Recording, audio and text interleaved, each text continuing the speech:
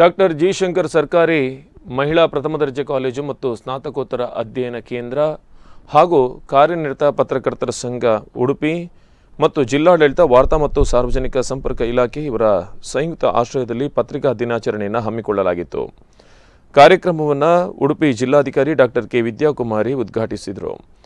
ಕಾರ್ಯಕ್ರಮದ ಅಧ್ಯಕ್ಷತೆಯನ್ನು doctor G Shankar ಸರ್ಕಾರಿ ಮಹಿಳಾ ಪ್ರಥಮ ದರ್ಜೆ ಕಾಲೇಜು ಮತ್ತು ಸ್ನಾತಕೋತ್ತರ ಅಧ್ಯಯನ ಕೇಂದ್ರ ಇದರ ಪ್ರಾಂಶುಪಾಲರಾದ ಪ್ರೊಫೆಸರ್ ಭಾಸ್ಕರ್ ಶೆಟ್ಟಿ ವಹಿಸಿದರು.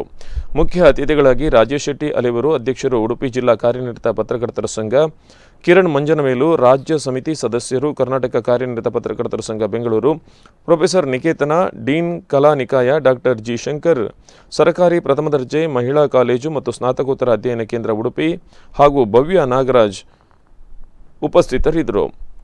ಇದೇ ಸಂದರ್ಭದಲ್ಲಿ ವಾರ್ತಾಭಾರತಿಯ ಹಿರಿಯ ವರದಿಗಾರ ಬಿ.ಬಿ. ಶೆಟ್ಟಿಕಾರ್ ಅವರಿಗೆ ಪತ್ರಿಕಾ ದಿನಾಚರಣೆಯ ಗೌರವ ನೀಡಿ ಅಭಿನಂದಿಸಲಾಯಿತು.